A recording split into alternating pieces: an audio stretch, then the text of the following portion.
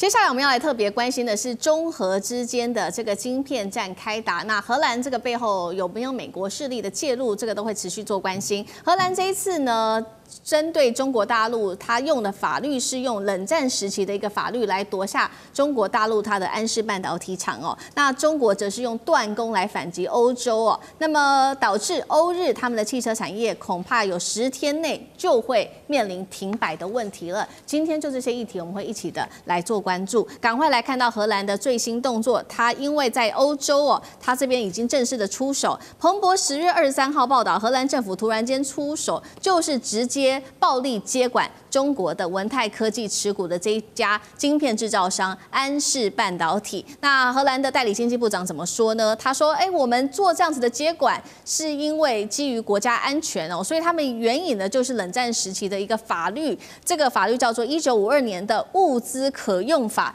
直接来接管，并且罢免掉了安氏半导体的这个中国籍的执行长，他是张学正。好，他并且也警告说，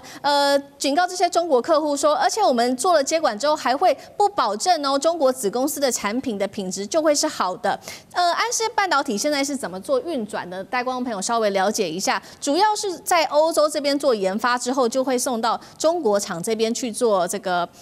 晶片的封装。那根据了解，现在全球由中国工厂负责的全球70%的产品都是在中国厂这边来做封装的。一旦你的晶片在中国这边封装好之后，才会出口到欧洲国家去。那针对这一件荷兰的这个动作，北京立刻是祭出了反制措施。他怎么做呢？就是把中国厂跟荷兰的厂呢，它直接独立做一个经营，恢复的分公司的中国厂就直接只供中国自己的半导体做使用，也就是说不出口给欧洲国家做使用了，并且呢，所有的销售，所有的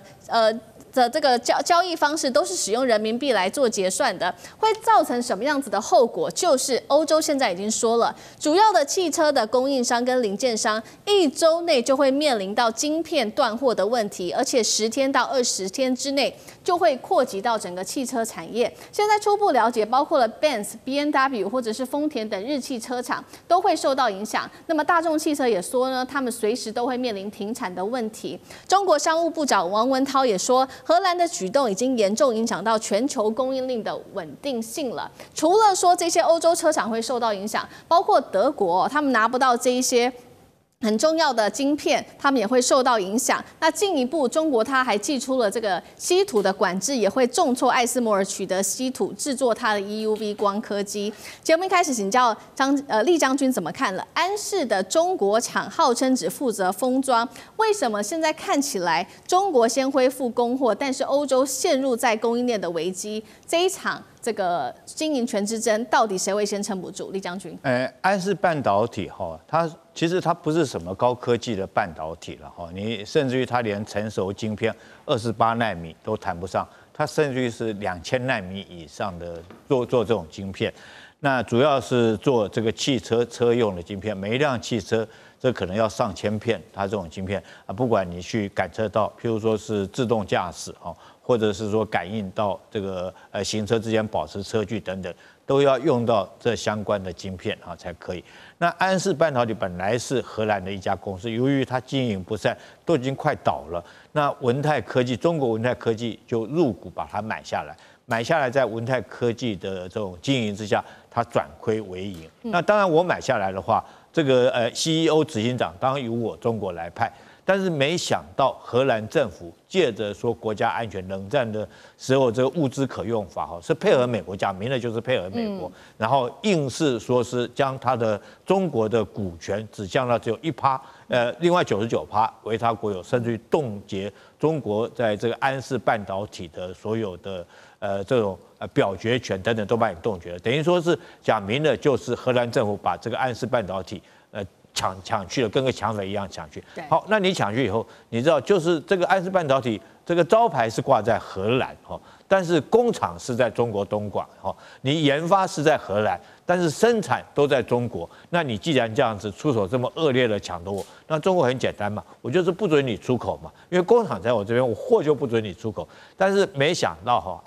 这个荷兰政府也用了一招，他说，那你既然不让我出口，我就不发给你薪水，他说不发薪水给中国的这些员工，他们就没有薪水。那中国没关系啊，那我就把这个东西拿出来，我自己来卖。那你不准我不会卖到你欧美这些国家去。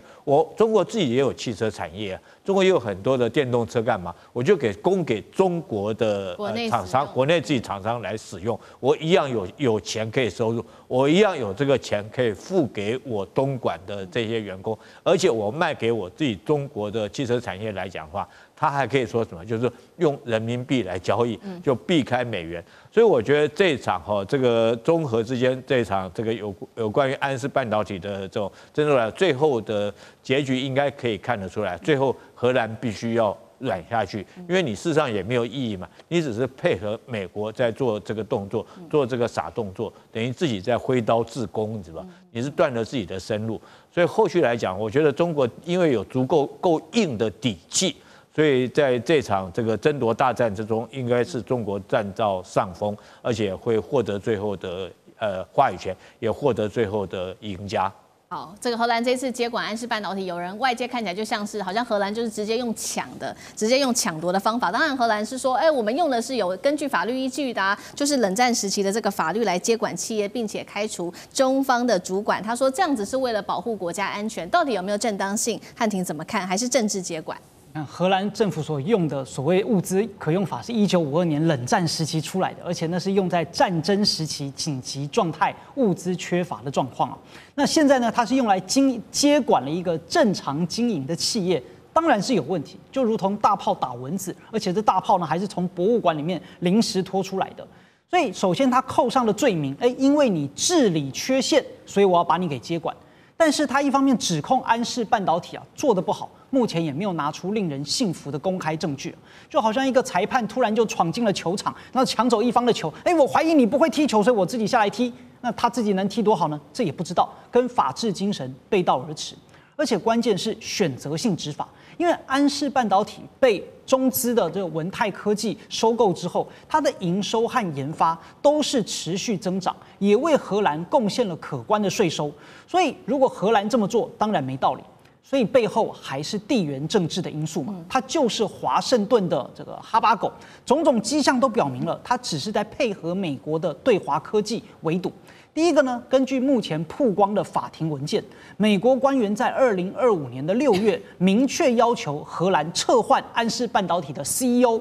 张学正，以此作为该公司不被列入美国出口管制的条件。所以这就表明了荷兰为什么要这么做，因为它会被美国的长臂管辖所约束。那第二呢，温顺小绵羊啊。因为连文泰科技的荷兰律师都指出，我经济部在这件事情上为什么呢？因为我是跟着美国的温顺小绵羊，他自己都这样讲，所以他放弃战略自主、甘为马前卒的行为，对一个主权国家来说，当然是不明智的。那当然，这件事情呢，也再次印证了一个历史上的规律：核心技术买不来、求不来、也讨不来，最有力的回应就是坚定不移的走自主创新之路，将科技的饭碗牢牢的端在自己手中。那张将军又怎么看？那荷兰应该是也是面临在政治上面临美国的压力，他们好像也没办法。张将军怎么看？我认为到最后会采取妥协，因为为什么？因为这个安氏半导体，它的最重要的是它生产的是在中国大陆，研发是在荷兰。但是在这一方面的话，那到最后我们知道生产是最重要的。那现在这欧洲的库存呢，大概就有2个方法：第一个10天20天结束了；第二个他要去寻找替代市场。那替代市场能不能那么顺利找到替代市场来拿到这些晶片？因为他在做的很简单嘛，一个是电晶体，另外一个是晶片逻辑晶片。对，那就是2个啊。那赶快去找替代市场。如果能找到替代市场，这个呢还能够解燃眉之急。那如果找不，这只是一时燃眉之急。但是长远来看，还是要有稳定的供应源。那你还是要这个回到安氏半导体，大家来合作。那你现在真的要把它做撕破吗？而且我们知道，汽车制造业是欧洲非常大的一个制造商，所以这些晶片它一定需要这个，它量一定需求量非常大。你要找，就算是它要找到替代来源，但是也问题是相对有限，能够找到多少，能够替代多少比例，这是个问题。所以我认为，要真正的荷兰真的要解决这个问题的话，势必要找到一个折冲的方案，就是我认为是一个妥协的考量，替代市场只能解一时的问题。妥协的方案才能够赢得双赢，所以站在地缘经济的角度来看的话，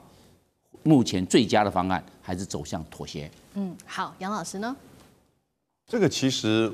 是在去年11月的时候，文泰科技就被美国的商务部制裁，但当时并没有制裁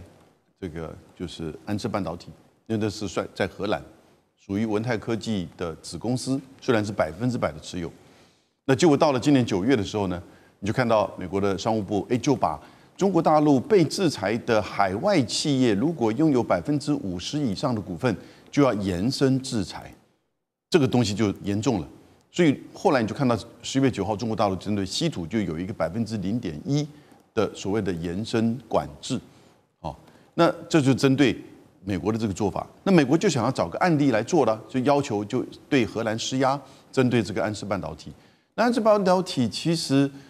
它的影响的层面，你就大概会影响到一些出货的这个速度，你要找到替代并不是不容易。但是呢，它会影响到这个企业，文泰企业其实事实上是民工就是说各半的可是呢，它就好像是当初在1950年代，埃及把苏伊士运河给拿回来国有化，然后呢，英国就开始对埃及进行攻击，就叫做苏伊士运河事件，这不是很像吗？也就是自己这个，而且当时苏伊士运河本身虽然长久以来是英国、法国在经营。但是事实上，老早已经在人家埃及的领土的范围之内。那现在是你经营不善，我进去把它买来，把它做好，而且对你的企业、对你的就业、对你的这个收入都有帮助。结果你把它就像一句话给拿回去，饼就被你抢走了。那但不幸的是，制造在我这边，封装在我这边，那我就自己做，然后影响到是其他欧洲的这些汽车的供应商是可以找到替代。但是呢，会到达，就算问题解决，也会影响到这个文泰这个科技。那我是觉得他们就在等待，等待什么？等待川习会，因为川习会现在尤其是费森特跟就是何立峰正在马来西亚要准备开会。这个所谓安氏半导体根本不是中国跟荷兰的问题，是中国跟美国的问题。